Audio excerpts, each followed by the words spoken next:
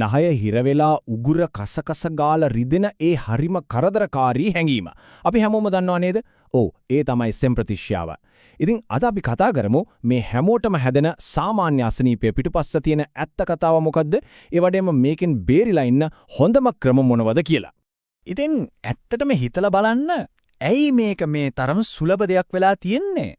ඇයි අපිට නිතරම වගේ සෙම්ප්‍රතිශ්‍යාව හැදෙන්නේ? අපි මේ කතාවේදී මේ ප්‍රශ්නට උත්තර හොයාගෙන යමු. හරි, අද අපි මේ කාරණා ටික තමයි බලන්න යන්නේ. මුලින්ම මේක සුලභ අත්දැකීමක් වෙන්නේ කොහොමද? ඊළඟට වෛරසය පැතිරෙන විදිහ, ඒකෙන් බේරෙන්න තියෙන ප්‍රධාන පියවර, අසනීප වුණොත් ගෙදරදීම කරන්න පුළුවන් සත්කාර සහ අවසානයේට ස්ථිර විසඳුමක් ගැනත් අපි කතා කරනවා. එහෙනම් අපි මුලින්ම පටන් ගමු මේ සෙම්ප්‍රතිශ්‍යාව කියන සුලභ අත්දැකීමෙන්. මේ නිතරම හැදෙන ලෙඩේ ගැන මූලික කරුණු ටිකක් මුලින්ම තේරුම් අරනිමු. එතකොට මොකද්ද මේ සෙම්ප්‍රතිශ්‍යාව කියන්නේ? ගොඩක් අය හිතන්නේ මේක නිකම් පොඩි අසනීපයක් කියලා. ඒත් ඇත්තරම නෑ. මේක අපේ නාසය සහ උගුර ඇතුළු ඉහළ ශ්වසන පද්ධතියටම බලපාන වෛරස් ආසාදනයක්. අන්න ඒක තමයි අපි මුලින්ම තේරුම් ගන්න ඕන වැදගත්ම කාරණේ. මෙන්න බලන්න, පොදුම හිතන ඒත් හරිම වැදගත් කාරණයක්. වැඩිහිටියන්ට වඩා 4-5 ගුණයක වැඩි සම්භාවිතාවයක් තියෙනවා පොඩි දරුවන්ට සෙම්ප්‍රතිශ්‍යාව හැදෙන්න. ඇයි එහෙම වෙන්නේ? හේතුව හරිම සරලයි. එයාලා දන්නේ නැතුවට හැමතැනම අත ගන්නවා. ඊට පස්සේ ඒ අත් කෙලින්ම කටට, නහයට, ඇස්වලට අරන් යනවා. ඉතින් වෛරසයට ශරීරයට ඇතුල් වෙන්න තියෙන ලේසිම පාර ඒක තමයි. හරි. එහෙනම් අපි ඊළඟට බලමු මේ වෛරසය පැතිරින්නේ කොහොමද කියලා. ඒ කියන්නේ එක්කෙනෙක්ගෙන් තව කෙනෙක්ට බෝ වෙන විදිහ. මේ ක්‍රියාවලිය හරියටම තේරුම් ගත්තොත් ඒක බලක්ව ගන්න එකත් අපිට ගොඩක් පහසු වෙනවා.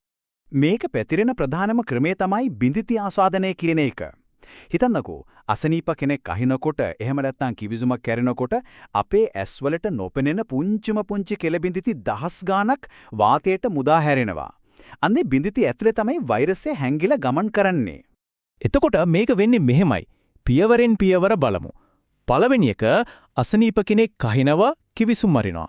එතකොට වෛරසයේ තියෙන බිඳිති වාතයට එකතු වෙනවා. දෙවෙනියට ඒ බිඳිති ගින් ළඟ තියෙන මේස, පුටු, දොර අගුල් වගේ ඕනම මතු පිටක තැවරෙනවා. තුන්වෙනි පියවරේදී නිරෝගී කෙනෙක් ඇවිත් ඒ දේවල් අල්ලනවා. අවසාන වශයෙන් හතරවෙනි පියවර තමයි භයානකම. ඒ අතින්ම තමන්ගේ ඇස්, නාසය, එහෙම නැත්නම් කට ස්පර්ශ කරනවා. අන්න එතකොට වෛරසය ශරීරයට ඇතුල් වෙනවා. මේ නොපෙනෙන සිදුවීම් දාමේ තමයි හැමදේටම හේතුව. හරි. දැන් අපි දන්නවා වෛරසය පැතිරෙන්නේ කොහොමද කියලා. එනම් වැදගත්ම ප්‍රශ්නේ තමයි අපි කොහොමද මේකෙන් බේරෙන්නේ? මෙන්න මේක මතක තියාගන්න. හොඳම ප්‍රතිකාරය තමයි හැම වෙලෙම රෝගය හැදෙන්න නොදී වළක්වා ගන්න එක. අපි දැන් බලමු ඒකට කරන්න ඕන ප්‍රධාන පියවර මොනවාද කියලා. අපේ පළවෙනි ආරක්ෂක පෞර. ඒ තමයි පෞද්ගලික සස්තතාව. මේකෙදි අංක 1 තමයි හරියට සබන් දාලා අත්සෝදන එක. මොකද වෛරසය ශරීරයට ඇතුල් වෙන්න ප්‍රධානම දොරටුව අපේ අත්. ඊට අමතරව මුඛ ආවරණයක් පාවිච්චි කරන එක, පාවිච්චි කරපු ටිෂු කොළ හරියට විසිකරන එක, Tamanගේ පිංගන් කෝප්ප, තුවා වගේ දේවල් අනිත් අයත් එක්ක බෙදාගන්නේ නැතුව ඉන්න එක වගේ සරල දේවල් වලින් ලොකු ආරක්ෂාවක් හදාගන්න පුළුවන්. ඊළඟට අපි අවධානය යොමු කරන්න ඕනේ අපේ වටපිටාව. ඒ කියන්නේ පිරිසිදු පරිසරයක් ගැන. වෛරසයට ජීවත් වෙන්න බැරි පරිසරයක් හදන එක තමයි මෙතන අරමුණ. ඒකට මොකද කරන්නේ? ජනෙල් ඇරලා ගෙදරට හොඳට හුලං එන්න සලස්වනවා. නිතරම දූවිලි පිහ දාලා මතු පිටවල් පිරිසිදුව තියාගන්නවා. අනවශ්‍ය බඩු අඩු කරලා ගේ පිළිවෙලට තියාගත්තම පිරිසිදු කරන්නත් ලේසි. ඇඳ ඇතිරිලි, තිරරෙදි වගේ දේවල් නිතර සෝදන එකත් ගොඩක් වැදගත්. ඊළඟ කාරණය තමයි සමාජ වගකීම. මේක Taman ගැන විතරක් හිතලා කරන්න පුරුවන් දෙයක් නෙවෙයි. Tamanට අසනීප නම් ගෙදරට වෙලා ඉන්න එකෙන් අපි ඇත්තම කරන්නේ Tamanගේ යාළුවන්ට, වැඩපොලේ අයට, සමාජයේ අනිත් හැමෝටම ලොකු උදව්වක්. විශේෂයෙන්ම අසනීප දරුවන්ව සනීප වෙනකල් ඉස්කෝලෙන් නොයවා ගෙදර තියාගන්න එක හරිම වැදගත්. ඒකෙන් අපි හැමෝම ආරක්ෂා වෙනවා. හොඳයි, අපි වැළැක්වීමේ ක්‍රම ගැන ගොඩක් දේවල් කතා කළා. ඒත් ඉතින් කොච්චර පරිස්සම් වුණත් සමහර වෙලාවට ලෙඩ හැදෙනවා. එහෙම වුණොත් මොකද කරන්නේ? අපි දැන් බලමු ගෙදරදීම කරන්න පුරුවන් සත්කාර මොනවද? රෝග ලක්ෂණ පාලනය කරගෙන ඉක්මනට සනීප වෙන්න කොහොමද කියලා. අසනීප වුණාම ශරීරයට දැනෙන අපහසුව අඩු කරගන්න පුළුවන් සරල දේවල් ටිකක් තියෙනවා. උදාහරණයක් විදිහට උගුර රිදෙනවා නම් මද රස්නේ ලුණු වතුරෙන් උගුර සෝදන්න පුළුවන්.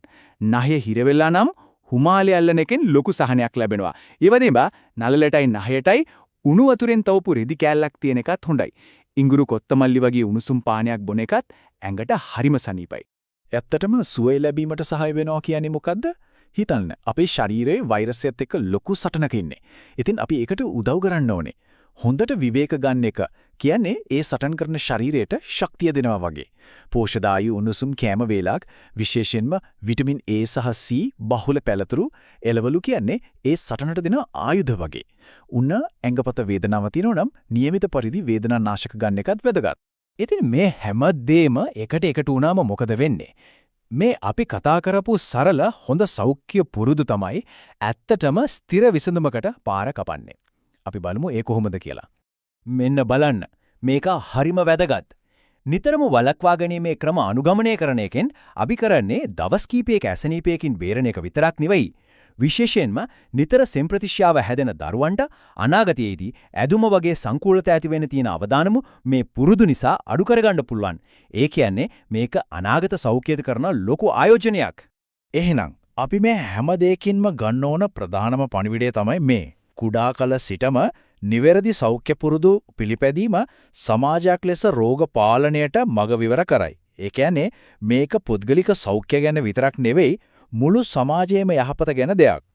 ඉතින් අවසාන වශයෙන් හිතන්නට දෙයක් ඉතුරු කරලා යන්නම්. Tamange ගෙදර, Tamange පවුල වඩාත් ඔරොත්තු දෙන නිරෝගී තනක් කරන්න අදම පටන් ගන්න පුළුවන් එකම එක හොඳ සෞඛ්‍ය පුරුද්දක් තෝරගත්තොත්. ඒ මොකක්ද?